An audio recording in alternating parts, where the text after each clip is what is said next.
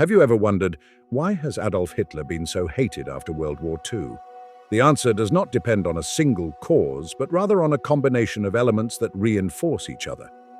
First, there is the visible, material, and quantifiable result, the most devastating war in contemporary history, with tens of millions of deaths, cities destroyed, and entire societies traumatized. Second, there is the political factor. Hitler was not a leader who fell into an inevitable war, but rather the leader who turned expansionism, violence, and extermination into state policy. And third, there is the moral and historical factor. His name became associated not with just another episode of wartime brutality, but with an experience that reconfigured the 20th century, redefined international law, and left a permanent mark on the global memory. The hatred toward Hitler after 1945 is better understood if placed at the center of a simple equation: intention, decision, and consequences. Nazi Germany was not the first authoritarian regime, nor the first power to provoke a war. However, under Hitler, war became an explicit tool of political project, and this project was carried out with methods that elevated violence to a systematic level. After the defeat, the world not only saw the ruins of a defeated country, but also had to face documents, orders, testimonies, camps, graves, and archives detailing the greatest genocide in history. On the other hand, Hitler led Germany to catastrophe. Even if we were to view the phenomenon solely from the German perspective, Hitler's figure was linked to absolute collapse, total military defeat, occupation, partition of the country, millions of deaths, hunger, mass displacements, and infrastructure destruction that took years to reverse. A leader can be hated for their ideas or methods, but Hitler was also hated for the final result of his mandate, not the promised glory, but the collapse. From Europe's perspective, his historical responsibility was seen in an even broader light. The war initiated and expanded by the Nazi regime turned the continent into a field of devastation. Entire countries were invaded, occupied, and subjected to regimes of terror. Civilian populations lived under bombings, repression, hunger, and forced labor, and the European economy was reorganized for war, with resources diverted to the German military machine. When the conflict ended, the human map was one of disaster. Massive civilian losses, entire regions destroyed, and forced population movements on a continental scale. That impact alone made Hitler a symbol of ruin. But the post-war hatred was not only due to the physical destruction, it was also because Hitler was identified as the primary responsible party for imposing a logic of total war. This means a war that goes beyond the fronts, penetrating all aspects of social life: economy, education, propaganda, culture, police control, political persecution, and unlimited mobilization of human resources. As the conflict progressed, the Nazi regime hardened its methods, expanded internal control, persecuted dissent, and placed obedience and discipline above any humanitarian criteria. In this framework, Hitler was not only a commander-in-chief, he was the political center of a system that demanded absolute loyalty and recognized no moral limits. Another key element is the difference between the hot hatred of war and the cold hatred of the post-war period. During the conflict, Hitler was hated by the Reich's military enemies and by those suffering from occupation. But after 1945, the hatred deepened because the world had time to comprehend the true scale of what had occurred. The post-war period was not only about reconstruction, it was also about investigation, testimonies, trials, the opening of evidence, reports, photos, films, and archives. In this process, Hitler's figure became the proper name that encapsulated the phenomenon. For collective memory, Nazism had a face, and that face was Hitler. Moreover, Hitler was hated because his regime left a negative lesson. It showed what can happen when a modern society is placed in service of an ideology that normalizes violence. This makes him, in the eyes of history, more than just a traditional dictator. He was the leader of a state that combined mass propaganda, a police apparatus, social militarization, and technical administration. After the war, many countries interpreted the threat not just as Germany, but as the model. The example of how a charismatic leader can turn social frustration into fanatical adherence and transform the state into an instrument of oppression. Hitler thus became a symbol of warning. There is also a political diplomatic aspect that fuels the hatred. World War II did not end with a negotiated agreement, but with an unconditional surrender, occupation, and international reorganization. The German defeat became a foundational reference for the subsequent order: the creation and consolidation of international institutions, the redefinition of borders, and the establishment of legal frameworks born from the experience of the war and the associated crimes. In this narrative, Hitler remained in the role of historical antagonist, the figure from which the world justified the need for new agreements. However, to understand the hatred toward Hitler, one must avoid oversimplification. It is not just because he lost.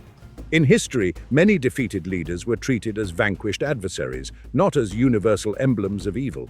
What makes Hitler particular is that his defeat revealed an architecture of violence that went far beyond conventional warfare.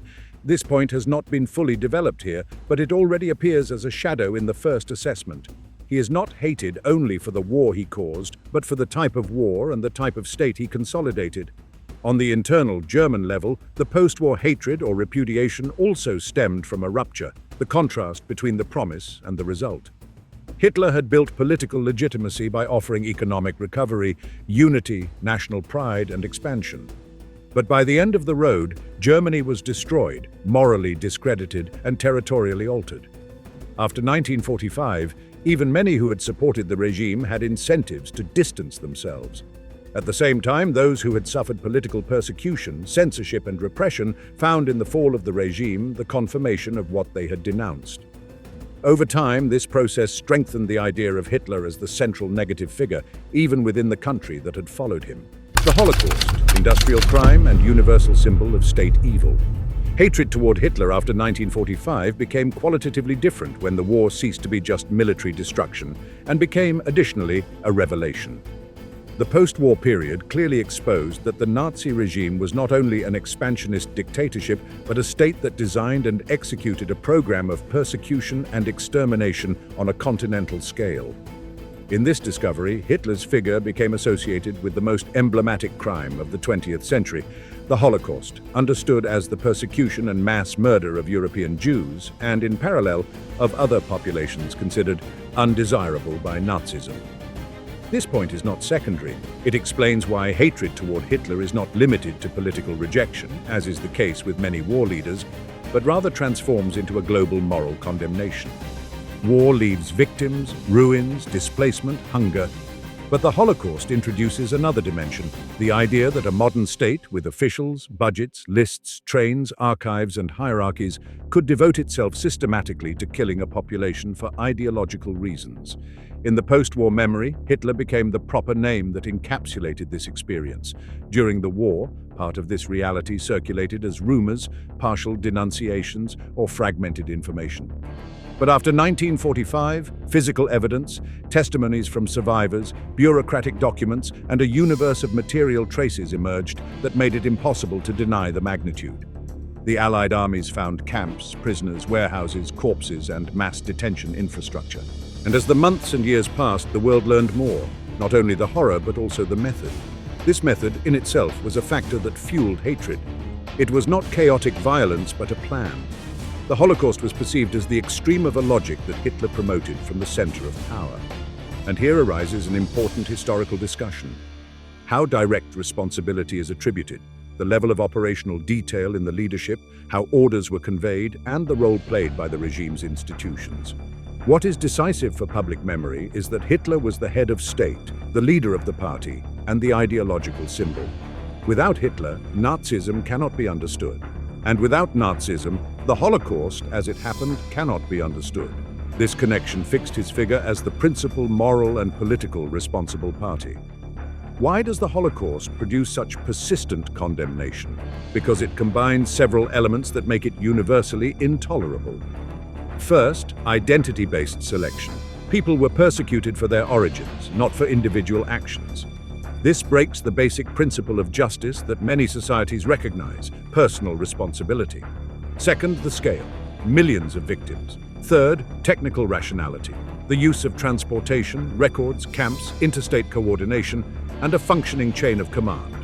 And fourth, intent. It was not an excess of war, but a political objective. This sum makes the crime perceived as a moral abyss. Moreover, the Holocaust became a universal symbol because it tested the ideas that modern Europe had about itself. Europe thought of itself as the heir to enlightenment, science, law, and culture. Nazism showed that these tools could be used for the opposite, to classify, exclude, deport, and exterminate. This betrayal of the idea of civilization turned Hitler into an especially hated figure. He was not just a brutal leader, he was the head of a state that used modernity to destroy. Another element that consolidated hatred was the dimension of official dehumanization. The Nazi regime created a language that turned Jews into a biological threat, a political conspiracy, and social parasites. This language did not stay confined to pamphlets. It became policy, education, propaganda, and practice. After the war, as this chain was reconstructed, the world understood that the extermination had not been an accident. It was the culmination of a process. And at the peak of this process was Hitler as the reference figure. Unlike other historical mass violence events, the Holocaust left a very broad documentary footprint because it was carried out by a bureaucratic state. Deportation documents, lists, orders, reports, correspondence, statistics, confiscations. This evidence was central to the post-war trials and the formation of historical memory. And the more documented a crime is, the harder it is to relativize. The judicial dimension also matters. The subsequent trials created a language of condemnation and responsibility. Even when Hitler was already dead, his regime was judged through its main leaders and institutions. In this framework, Hitler appeared as the political architect of the system. Justice could not condemn him physically, but history could assign him the central role. And this assignment became pedagogical. It served to explain the crime to new generations, to warn against totalitarianism, and to build international norms against genocides and war crimes. Hatred was also reinforced by the contrast between the cult of the leader and the moral result. Hitler was presented by the regime as a near-providential figure, the nation's savior, a historical guide. After 1945, this image was completely inverted and became its opposite, the leader who guided his society toward crime. This inversion is powerful because it attacks the core of his legitimacy. He's not only considered responsible for a defeat, but also for a collective moral degradation. Globally, the Holocaust also reordered the way political evil is understood. In the decades that followed, Hitler became a comparative reference. He is mentioned to mark the limit of the unacceptable, to define the intolerable, to warn against hate speech. In this sense, hatred toward Hitler is not just historical emotion, it is also a cultural resource that sets a never again. And the more that reference is used, the more his figure solidifies as a negative symbol. It is important to state something directly. Hatred toward Hitler became so persistent because the Holocaust was not just a Jewish tragedy. It was an event that changed the way the world thinks about the relationship between the state and its citizens, between law and morality, between science and ethics. After 1945, many countries and international organizations adopted the idea that certain acts must be condemned without ambiguity and that the state cannot be an excuse. In this moral and legal shift, Hitler remained the primary example of what happens when absolute power is combined with an ideology of exclusion. Propaganda, myth, and memory. How the world learned to hate him. Hatred toward Hitler after 1945 is not only explained by what the Nazi regime did, but also by how what happened was narrated and taught.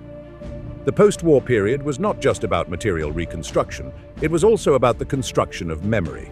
And in that process, Hitler became a central figure for one practical reason. The events were massive, complex, and multinational, but the human mind tends to organize chaos around symbols. The devastation of war and extermination needed a name, a face, a biography that could explain, summarize, and warn. Hitler occupied that place. There is a decisive point. Nazism itself had created a cult of the leader. Hitler was not presented as just another official, but as the origin of the system's legitimacy. The regime's institutions, propaganda, and the party's rituals insisted that the Führer was the personification of the nation, the interpreter of historical destiny, and the source of political will. This propagandistic choice, which was key to building adherence during his life, turned against the regime in defeat. If Hitler was the center of everything, he would also be the center of condemnation. Furthermore, after 1945, there was a moral and political need to establish a clear narrative. The war left a fractured Europe, a traumatized population, millions of displaced people, and a world quickly entering a new international tension. In this scenario, Nazism became the ultimate example of what should be avoided, and Hitler became its symbol. It was a way to delimit political evil with a clarity that helped reorder values: democracy, human rights, limits to state power. Hitler's figure served as a point of contrast, everything a society should not tolerate. Memory was constructed through three major channels that reinforced hatred: documentation, trials, and popular culture. First, documentation. The photographic and filmic record of the war, and especially of the camps and the bodies. The image has a particular power because it seems to eliminate distance. It doesn't require prior knowledge to shock, it simply shows a reality. Second, the trials. The post-war period produced a legal narrative framework. Law not only punishes, it also defines. When a court declares that certain acts are crimes against humanity or genocide, it is establishing a historical reading.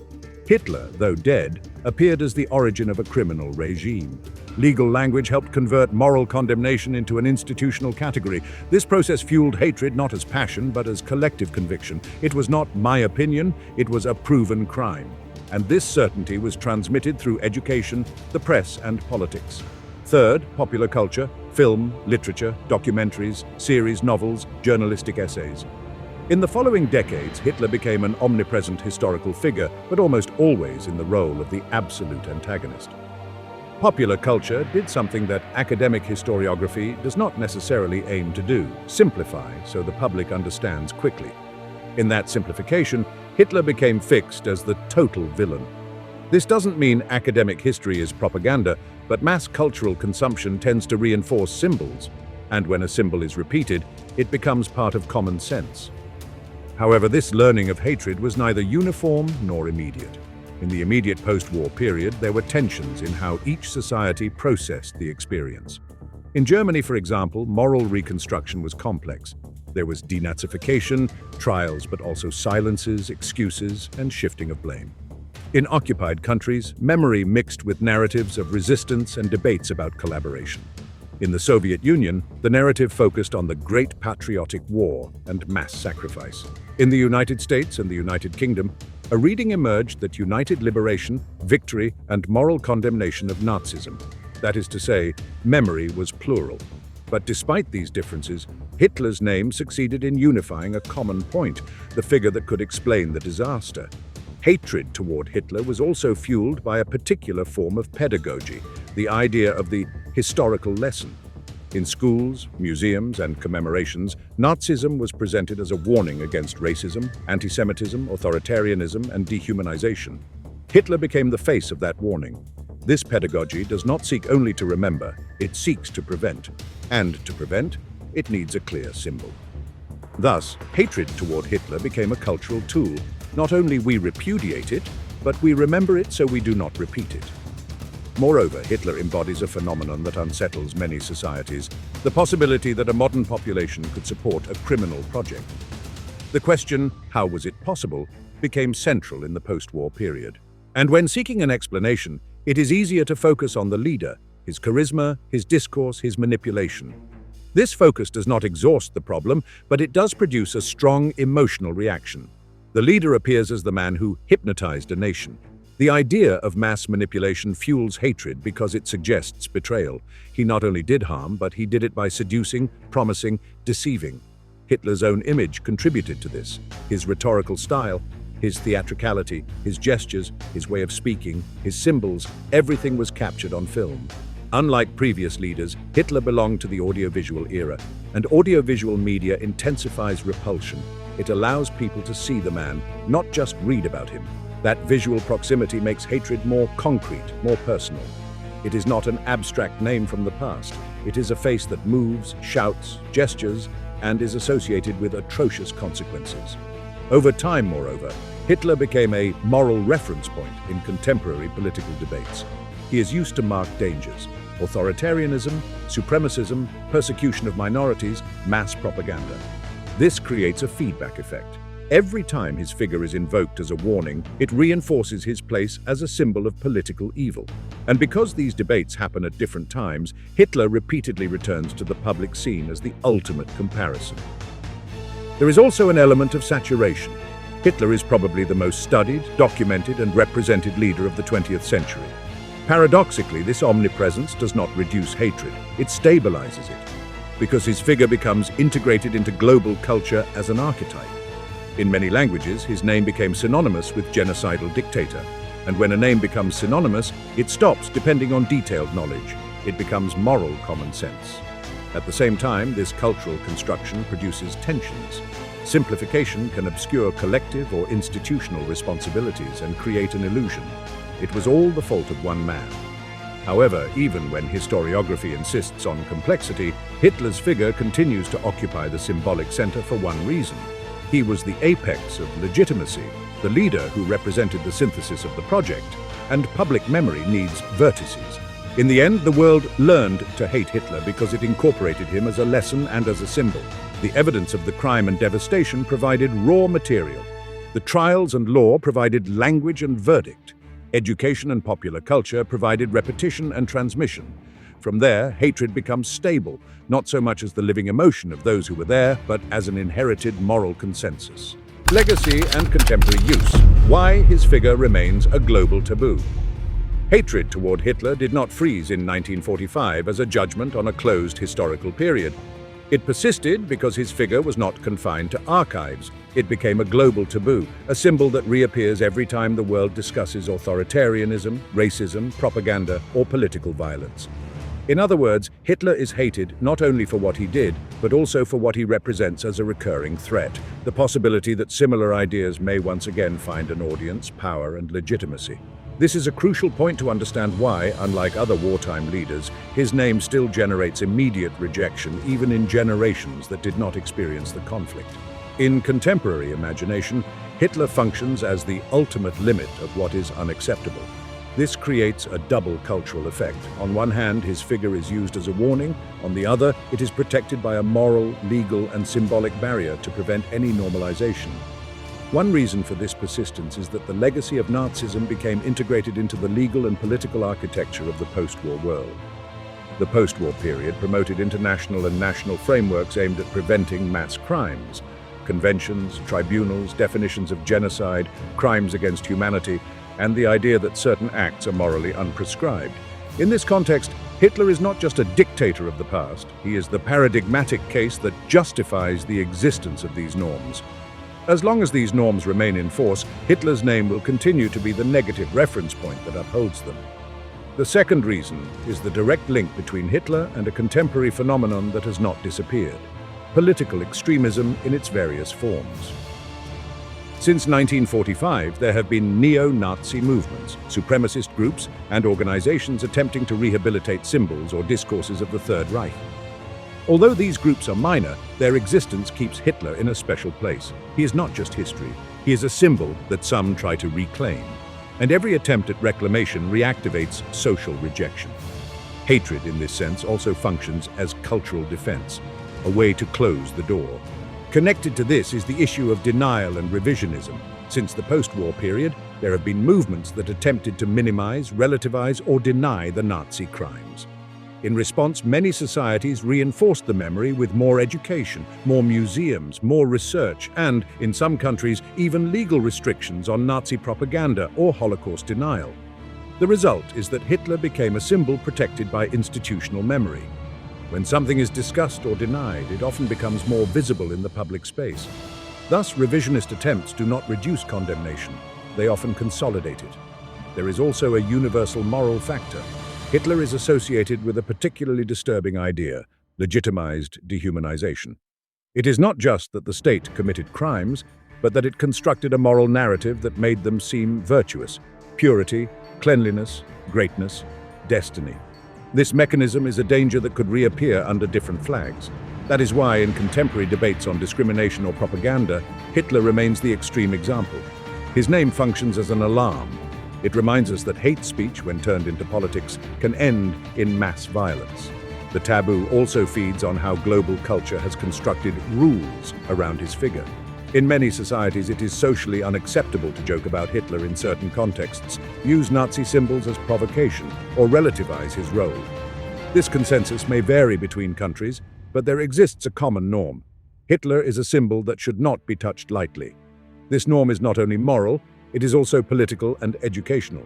It is explicitly taught that his figure represents a civilizational break, and when something is taught as a break, it becomes taboo.